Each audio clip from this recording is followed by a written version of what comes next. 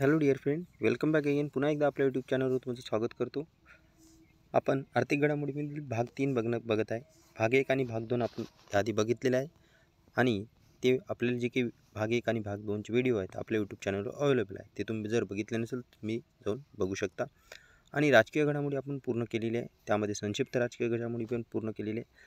आपण next video आर्थिक घडामोडीच्या संक्षिप्त आर्थिक घडामोडी पण बघणार आहे.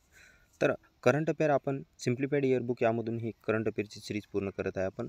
आणि या सिरीजचा एकच उद्देश आहे की करंट अफेअर करत असताना जे काही एक न्यूजमध्ये अनयुज्युअल जे काही डाटा आहे, जे परीक्षेच्या दृष्टिकोनातून आपल्याला गरजेचा नसतो, ते पण आपण ते वाचतो आणि त्यामुळे आपल्याला जास्तीत जास्त रिव्हिजन करण्यामध्ये पण वेळ लागते आणि करंट अफेअरमधून जे काही मार्क्स आहे आपल्याला जेवढे यायला पाहिजे इनपुट देऊनसुद्धा आपल्याला जे काही आपल्याला आउटपुट मिळते ते जास्तीत जास्त मिळत नाही. पण परीक्षेमध्ये एखाद्या न्यूजमधून आपल्याला तिथून प्रश्न कोणत्या अँगलने तिथे प्रश्न तयार होऊ शकतो ते बघणं आवश्यक आहे त्या न्यूजमधून. तर बघा आपण या यूट्यूबच्या एंडपर्यंत तुम्हाला व्हिडिओच्या तुम्हाला कळेलच की आपली सिरीज कशा पद्धतीने आहे. तर UPI संदर्भात इतर घडामोडी आहेत त्यामध्ये आपण बघू शकतो. UPI संदर्भात जे काही इतर घडामोडी आहे ते बघणं आवश्यक आहे. तर आपण बघून घेऊ UPI संदर्भात इतर घडामोडी. UPI light wallet. आता रिझर्व्ह बँकेने काय म्हटलेलं आहे की जे की UPI लाईट वॉलेट आहे हे ऑफलाईन डिजिटल पेमेंटची सुविधा करते आणि या ऑफलाईन डिजिटल पेमेंटची सुविधा करण्यामध्ये प्रतिव्यवहार कमाल मर्यादा याची आता पूर्वी 200 रुपये होती, आता 500 रुपयेपर्यंत वाढवली. मग UPI लाईट वॉलेटची मर्यादा रिझर्व्ह बँकेने किती रुपयापर्यंत वाढवली? 200 रुपयावरून आता 500 रुपयापर्यंत वाढवली. एवढंच लक्षात ठेवा. UPI व्यवहारांचा जे काही विक्रम आहे ते केंद्र सरकारचे युनिफाईड पेमेंट्स जे काही इंटरफेसचा जे काही विक्रम आहे म्हणजे व्यवहार या UPIच्या थ्रू ते 10 अब्ज मासिक व्यवहार ओलांडल्याचा विक्रम स्थापित झाला. हे गरजेचं नाही पण असू द्या माहीत. आता फोनपेबद्दल माहिती आहे. परदेशामध्ये UPI पेमेंटला परवानगी देणारी जी काही फोनपे आहे हे भारतातील पहिली फिनटेक कंपनी ठरली आहे. जे की फोनपेने आपल्या परदेशामध्ये पण फोनपे थ्रू तुम्ही UPI पेमेंटला परवानगी देणारे फोनपे पहिली जे काही फिनटेक कंपनी ठरली आहे. जे की UPI परदेशी व्यापाऱ्यांना पैसे देऊ शकतील. ओके, म्हणजे परदेशामध्ये पण फोनपेने UPIला परवानगी मिळाली आहे. पहिली कंपनी फिनटेक कंपनी आहे. आता मोबिक्विक. आता मोबिक्विक काय आहे? जे की फिनटेकमधील जे काही मोबिक्विक आहे हे UPIवर क्रेडिट कार्डला सपोर्ट करणारे जे काय पहिले फिनटेक ॲप ठरलेलं आहे मोबिक्विक. आणि मोबिक्विक हे UPIवर क्रेडिट कार्डना काय सपोर्ट करणारे हे मोबिक्विक हे पहिले फिनटेक ॲप ठरलेलं आहे, लक्षात ठेवा. तर एम्बिक्स इंक. आता एम्बिक्स इंक हे काय आहे? एक प्रकारचं काय एम्बिक्स कॅश लिमिटेड या कंपनीची जी काही हे उपकंपनी आहे इंक. आणि या कंपनीने जे काय आहे भारताला भेट देणारे जे काही परदेशी नागरिक आहेत त्या नागरिकांसाठी युनिफाईड पेमेंट इंटरफेस UPI व्यवहार सुरू करणारी भारतातील पहिली कंपनी बनलेली आहे. मग एम्बिक्स इंकनं जे काय आहे भारताला जे काही परदेशी नागरिक भेट देत आहे त्यांच्यासाठी UPI सुविधा प्राप्त करून दिलेली आहे. ही पहिली कंपनी बनलेली आहे जी की एम्बिक्स इंक. ओके, बाकी समोरील जर बघितलं आपण आता पंकज त्रिपाठी काय आहे? पंकज त्रिपाठीबद्दल जर बघितलं national payment corporation of India NPCIने काय केलं, जे की प्रसिद्ध बॉलिवूड अभिनेता आहे पंकज त्रिपाठी, या पंकज त्रिपाठीला UPI सुरक्षा दूत म्हणून नियुक्ती करण्याची घोषणा केली आहे. पंकज त्रिपाठी हे मोस्ट इम्पॉर्टंट न्यूज आहे कारण की इथं UPI सुरक्षा दूत म्हणून ओळखू शकतो आपल्याला. आता UPIचा वापर करणारा श्रीलंकेत जे काय आहे श्रीलंका हा जवळपास 6वा देश ठरला. म्हणजे आधी सिंगापूर UAEमध्ये आणि नेपाळ आणि भूतानमध्ये आणि त्यासोबत फ्रान्स या 5 देशानंतर 6वा देश हे श्रीलंका झाला, ज्यामध्ये UPIचा वापर पेमेंट थ्रू स्वीकारली जाणार आहे. UPI थ्रू हे श्रीलंका 6वा देश ठरला. आणि भीम ॲपद्वारे UPI व्यवहार सुरू करणारे जे काय आहे पहिला भाऊ जे काय भूतान हे भारतापुढील पहिला देश आहे. आता UPI पेमेंट्स मर्यादा 5 लाख रुपयापर्यंत आहे. आता सरळ सांगितलेलं आहे की UPI थ्रू आपण तुम्ही जे काही पेमेंट मर्यादा आहे 5 लाखापर्यंत. पण 5 लाखापर्यंत का केलं? कारण की एमर्जन्सी जे काही पेमेंट असतात जसं की रुग्णालयामध्ये पेमेंट करायची, शिक्षण संस्थांमध्ये पेमेंट करायची, त्यासाठी त्यांनी RBIने सांगितलं की जे काही पेमेंटची आहे हे आपण आता मर्यादा 5 लाख रुपयापर्यंत ठेवू. एवढं लक्षात ठेवा. हे आपण UPIचे न्यूज बघितलेले आहेत. आता नेक्स्ट न्यूज बघू आपण. परीक्षेच्या दृष्टिकोनाने महत्त्वाची आहे. जागतिक व्यापार सांख्यिकी पुनरावलोकन. म्हणजे जे काही वर्ल्ड ट्रेड ऑर्गनायझेशन्स आहे, या वर्ल्ड ट्रेड ऑर्गनायझेशन्स म्हणजे जे काही जागतिक व्यापार संघटना आहे, हिने एक पुनरावलोकन अहवाल तयार केला.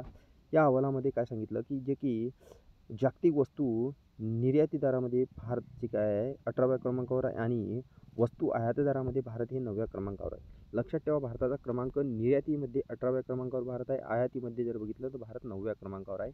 9 दोन्ही 18 असं लक्षात ठेवू शकता. आता पहिले 3 देश निर्यातदार देश एवढंच लक्षात ठेवा. यांचा डाटा स्किप केला तरी चालेल. निश्चिंत राहा, स्किपच करा, कारण की गरज नाही आपल्याला वाचायचं. पहिले 3 निर्यातदार देश चीन, अमेरिका, जर्मनी, त्यानंतर 18व्या क्रमांकावर भारत आहे. चीन, अमेरिका, जर्मनी आणि एवढं सोड जर बघितलं आपण पुढे 3 आयातदार देश जर बघितले तर 3 आयातदार देश आहेत अमेरिका, चीन आणि जर्मनी. अमेरिका, चीन आणि जर्मनी. इकडे आयातीमध्ये जर बघितलं तर अमेरिका 1 नंबरवर आहे आणि निर्यातीमध्ये 1 नंबरवर चीन आहे. बाकी सर्व सेम आहे. भारत 9व्या क्रमांकावर आयातीमध्ये आहे. आता हे आपण नेक्स्ट न्यूज बघितली. बस एवढेच 4 पॉईंट आहेत, लक्षात ठेवू शकता. नेक्स्ट न्यूजमध्ये जर बघितलं कॉर्पोरेशन कर्ज बाजार विकास निधी, हे मी स्किप करत आहे. तुम्ही वाचायचं असेल तुम्ही वाचू शकता व्हिडिओ पॉज करून. ठीक आहे, मला गरजेची वाटत नाही. इथून प्रश्नच तयार होऊ शकत नाही काय होते तुम्ही बघू शकता.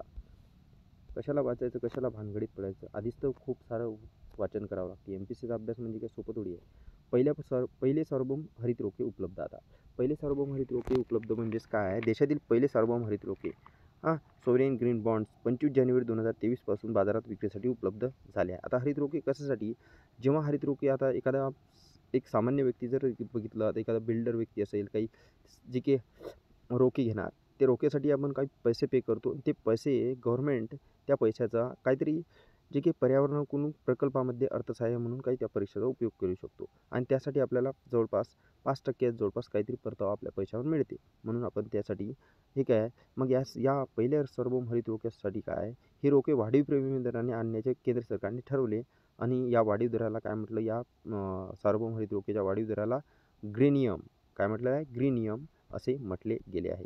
आता या सार्वभौम हरित रोख्यांची विक्रीतून एकूण 40 अब्ज रुपये निधी उभारण्याचा सरकारला प्रयत्न असून त्यामध्ये पर्यानुकूल प्रकल्पामध्ये अर्थसहाय्य करण्यात येणार आहे. तर हे कुठून कधी जारी झाले विक्रीसाठी बाजारात, तर 25 जानेवारी 2023 रोजी. त्या वाढीव दराला प्रीमियम वाढीव दराला काय म्हणतात, ग्रीनियम म्हटल्या जाते. आणि किती रुपयापर्यंत निधी जमा होऊ शकते सरकारजवळ, 40 अब्ज रुपयापर्यंत. आता केंद्र सरकारने 22-23 म्हणजे जे काही घोषित केलेले आहे हे आपल्या अर्थसंकल्पामध्ये, तर केंद्र सरकार आपल्या एकूण बाजारातील कर्जाचा भाग म्हणून काय हरित पायाभूत सुविधांसाठी संसाधने उभारण्यासाठी या ग्रीन बॉन्ड्स जारी करणार आहे. आता या ग्रीन बॉन्डची काही महत्त्वाची पॉईंट आहेत. एक समान किमतीला लिलावाद्वारे जारी केले जातील हे एक प्रकारचं, आणि विक्रीच्या अधिसूचनेत ते 5% रिटेल गुंतवणूकदारासाठी पण राखीव ठेवले जातील. पुनर्खरेदीच्या व्यवहारांसाठी रेपो पात्र असतील. हे बॉन्ड्स उद्देशासाठी जर बघितलं SLR उद्देशासाठी पात्र गुंतवणूक म्हणून गणली जातील आणि हे रोखे दुय्यम बाजारात व्यापारासाठी पण देखील पात्र असतील, एवढं महत्त्वाचं आहे. आणि ग्रीन बॉन्ड्सचे जे काही वाटप आहे आणि वापर हे देखील नियंत्रण आणि महालेखा परीक्षकाच्या लेखापरीक्षण कक्षेत होईल. मग हे काही पॉईंट आहेत, हे 4-5 पॉईंट लक्षात ठेवा. बाकी लक्षात ठेवलं तरी चालेल, पण महत्त्वाचं काय, आता थोडंसं आपण एक्स्ट्रा थोडंसं माहिती असणं आवश्यक आहे की यांचा जे काही बॅकग्राऊंड काय. मग 2007मध्ये युरोपियन इन्व्हेस्टमेंट बँकेने 807 दशलक्ष डॉलर किमतीचा पहिला क्लायमेट अवेअरनेस बॉन्ड जारी केला होता 2007मध्ये. 2008मध्ये काय केलं, हरित रोखे जारी करणारी जागतिक बँक हे पहिली संस्था ठरलेली आहे. की कोणती संस्था आहे की ज्या संस्थेने प्रथमतः हरित रोखे जारी केले होते, ते जागतिक बँक आहे 2008मध्ये. ठीक आहे. तर आता आपण जर बघितलं तर 2015मध्ये काय झालं की येस बँकेने हरित पायाभूत सुविधा प्रकल्पासाठी काही इन्फ्रास्ट्रक्चर बॉन्ड जारी केलेले, पहिले ग्रीन बॉन्ड. 2016मध्ये मग ॲक्सिस बँकेने काय लंडन स्टॉक एक्सचेंज भारतातील पहिले आंतरराष्ट्रीय सूचीबद्ध प्रमाणित ग्रीन बॉन्ड लॉन्च केलेला आहे. आता पोलंड हा देश हे सार्वभौम हरित रोखे जारी करणारा पहिला देश आहे, लक्षात ठेवा. पोलंड या देशाने तुम्हाला विचारू शकते की पहिले जे काही पोलंड आहे या देशाने पहिल्यांदा सार्वभौम हरित रोखे जारी केले. मग त्यानंतर 2023मध्ये आता भारताने हरित रोखे जाहीर केले, 25 जानेवारी 2023 उपलब्ध करून ठेवले. आणि 2022मध्ये $2 अब्ज किमतीसाठी सार्वभौम हरित रोखे जारी करण्याची योजना जाहीर झाली होती. हे महत्त्वाचं नाही, ठीक आहे. पण पहिला देश लक्षात ठेवा पोलंड, पहिले सार्वभौम हरित रोखे जारी करणारा, आणि त्यानंतर आता 25 जानेवारी 2023 बाजारात उपलब्धसाठी भारताने केलेले आहे. आता जागतिक आर्थिक मंच परिषद आहे 2023मध्ये, कालावधी 16 ते 20 जानेवारी 2023मध्ये वर्ल्ड इकॉनॉमिक फोरम म्हटलं जाते. हे ठिकाण होतं दावोस स्वित्झर्लंड येथे, आणि कितवी आवृत्ती होती, 53वी आवृत्ती होती जागतिक आर्थिक मंच परिषदेची. कुठे झाली, दावोस स्वित्झर्लंड येथे, आणि 53वी आवृत्ती होती. थीम काय होती, कॉर्पोरेशन इन फ्रॅगमेंटेड वर्ल्ड. यामध्ये थीम पण लक्षात ठेवणं आवश्यक आहे. आता काही महत्त्वाची माहिती आहे आपल्याला जागतिक आर्थिक मंचाबद्दल ठेवणं. 1971मध्ये स्थापन झालेली नानपा संस्था होती, म्हणजे वर्ल्ड इकॉनॉमिक फोरम. संस्थापक होते जर बघितलं तर क्लॉस श्वास, जर्मन अभियंता. मुख्यालय जर्मनला कोलोनी जिनिव्हा स्वित्झर्लंडमध्ये. वर्ल्ड इकॉनॉमिक फोरम बैठक दावोस स्वित्झर्लंड येथे होते. आणि जे काही जागतिक समस्या आहे या चर्चावर विविध क्षेत्रात ते काय एकत्र येतात तिथे यासाठी म्हणजे पर्यावरण कार्यदर्शी निर्देशांक, जागतिक स्पर्धात्मक निर्देशांक, मानवी भांडवल अहवाल असे प्रथम युरोपियन मॅनेजमेंट फोरम इथे काय आधी नाव होते. तर प्रथमतः आधी नाव काय होतं जागतिक आर्थिक मंचाचं, प्रथम युरोपियन मॅनेजमेंट फोरम याचं नाव होतं. 87मध्ये नाव बदललं आणि वर्ल्ड इकॉनॉमिक फोरम केलं. आता 2023च्या दावोस परिषदेमध्ये काही महत्त्वाचे फलित काही आलेले आहेत समोर, की युनायटेड किंगडम, ऑस्ट्रेलिया, आयर्लंड आणि फिजीमधील ऑनलाईन विनिमयकांमध्ये एक नवीन नेटवर्क सुरू करण्यात आलेले आहे. World economic Maharashtra institute, transform, मित्रा आणि वर्ल्ड इकॉनॉमिक फोरम यांनी राज्य सरकारला धोरणात्मक तांत्रिक दिशा प्रदान करून शहरी परिवर्तन काम करण्यासाठी करारावर स्वाक्षरी केली आहे. मग मित्रासोबत कोण आहे? मग वर्ल्ड इकॉनॉमिक फोरम आहे, जे की शहरी परिवर्तनावर काम करेल. आता वर्ल्ड इकॉनॉमिक फोरमने तेलंगणामध्ये आरोग्य सेवा आणि जीवन विज्ञान विषयावर पहिले जे काही थीमॅटिक केंद्र सुरू केले. शाश्वत विकास आणि जबाबदार बॅटरी व्हॅल्यू चॅनेल जलद स्केलिंग सुलभ करण्यासाठी ग्लोबल बॅटरी अलायन्स सुरू करण्यात आले. बाकी एवढं काही महत्त्वाचं नाही.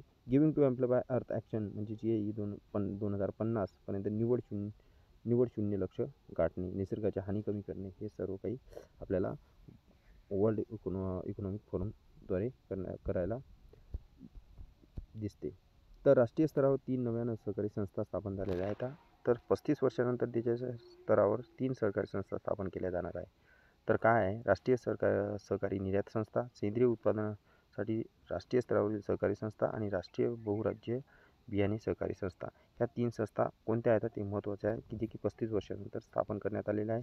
आता जर बघितलं आपण बहुराज्य सहकारी संस्था अधिनियम 2002 आहे, अंतर्गत या संस्था स्थापन झालेल्या आहेत.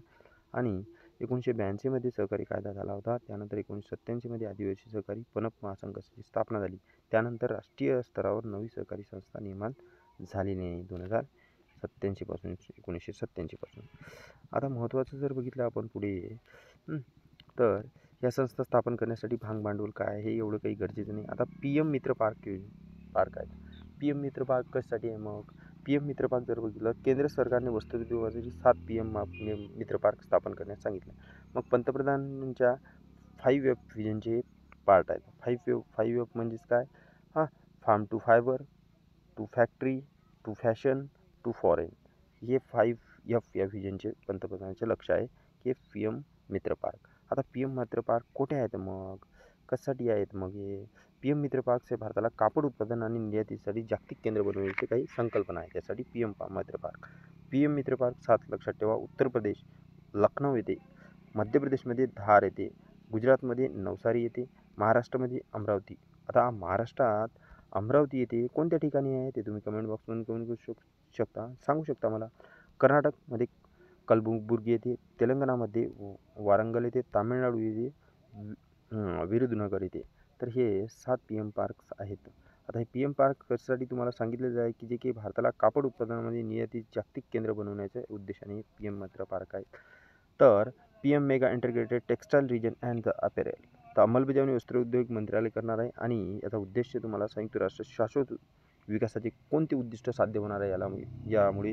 तर 9व्या क्रमांकाचे उद्दिष्ट साध्य होणार आहे. कोणते आहे? तर जी की लवचिक पायाभूत सुविधा तयार करणे, शाश्वत उद्योग करणारा आणि नवोपक्रमाला प्रोत्साहन देणे, हे शाश्वत विकासाचे उद्दिष्ट क्रमांक 9 हे साध्य होणार आहे. तर आपण आता जे की आर्थिक घडामोडीमध्ये जे की महत्त्वाचा पार्ट आहे ते राहिलेलं आपण नेक्स्ट व्हिडिओमध्ये बघू. त्यासोबत आपण संक्षिप्त आर्थिक घडामोडी बघूया. डिटेलमध्येच पूर्ण आर्थिक जे काही चालू घडामोडी आहे कवर होतील आणि जिथे आपल्याला फोकस करायचं आहे तिथेच करायचं आणि इतरत्र अनयुज्युअल डाटा जे काय आहे स्किप करत चालायचं. तेव्हाच आपल्याला करंट अफेअरमध्ये जास्तीत जास्त रिव्हिजन होईल आणि त्यामुळे आपल्याला इनपुट जास्त न देता आउटपुट आपल्याला त्यामुळे जास्त मिळेल. Thanks for watching this video. जास्तीत जास्त मित्रांसोबत शेअर करा.